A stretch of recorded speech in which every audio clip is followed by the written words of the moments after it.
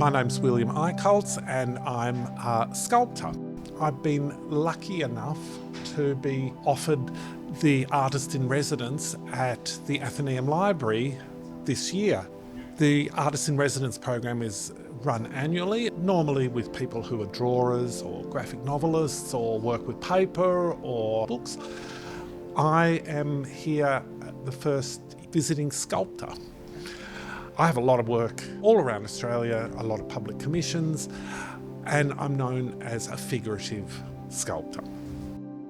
Well, I mainly work with things that come out of my imagination, but they are based largely on a human form, although I've done a lot of stuff about sheep in the past, in the sort of great Australian tradition of Les Cossats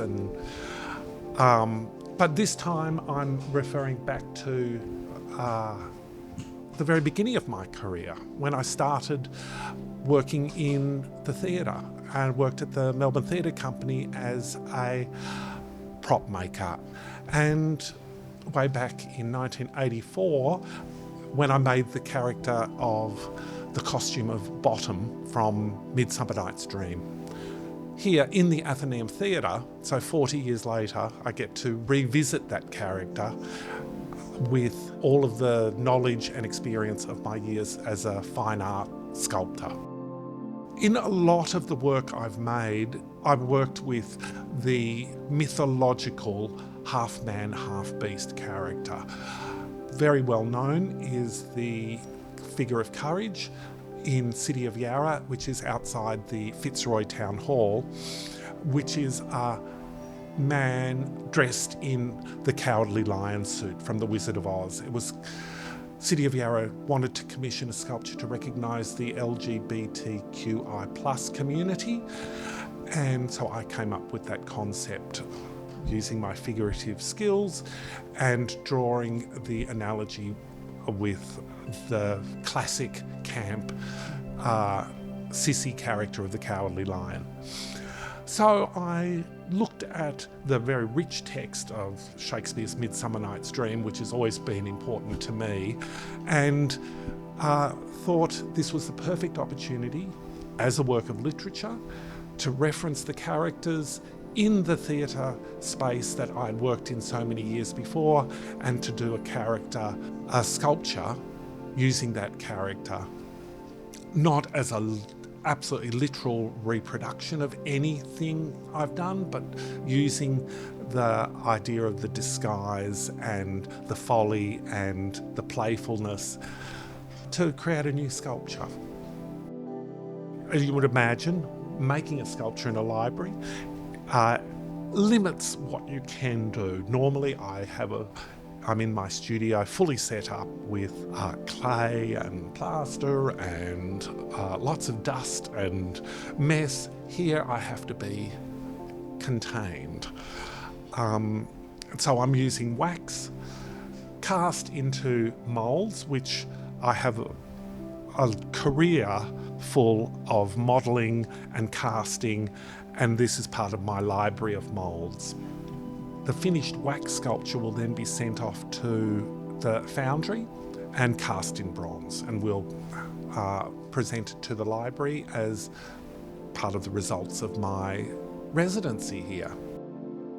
The residency really is designed to inform the public, inform people as to my work process, my practice, and where the art comes from.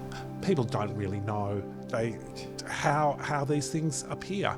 So I've taken this step by step. We started last week and I had an open life drawing session here with a lovely model wearing the Bottom costume which I've made, and from those drawings, I've developed ideas. Other people have their own ideas, which they can take away with them. That's the sort of wonderful, fertile ground of a drawing session. A life drawing session is so many people see things differently and it sparks their own imagination. So it was a very authentic approach to my working process. And now I've developed from that sort of little maquette, a variety of poses and thoughts of the interrelation between the set pieces which I'm making and the figures and the dialogue between the figures.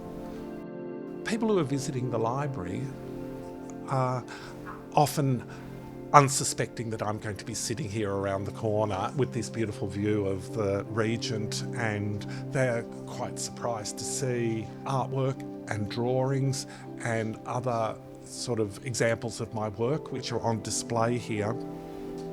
And I think that the surprise opens people's eyes in a lot of ways to the thoughts of, oh, I have no idea what bronze casting is, where artwork comes from, a ceramic sculpture, even down to the drawings and seeing the costume. So it really opens people's minds, which is really the purpose of a library. Well, the character of Bottom, and indeed all of the characters from Midsummer Night's Dream, have been used through centuries to make new artworks. So the character, or the 1984 MTC production, I made the costume for Bottom that was designed by Tony Tripp, and that was my job, is, you interpret as best you can the wonderful designs of this legendary designer. 40 years later, I am the creator, and as in fine art, I've controlled everything about my narrative and set up my own relationships and thought about the way the character is interacting with the viewer, and perhaps imbuing it with a little more eroticism than Bottom often has, although he's such a hedonistic character. This one is a bit more playful, a bit more whimsical. In fact, he could even be Puck, playing with the costume of Bottom before he turns him into it. Those who know the play, which is almost everybody, will find that sort of an interesting reinterpretation of the playful carry-on in the forest at night.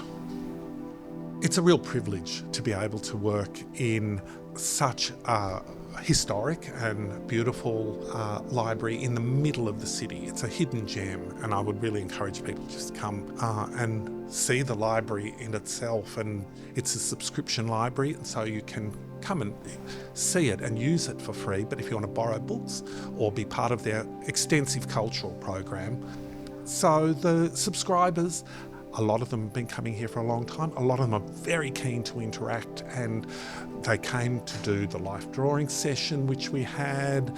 They come over and are really interested. So it's a real privilege, and I'm pleased to be able to do it.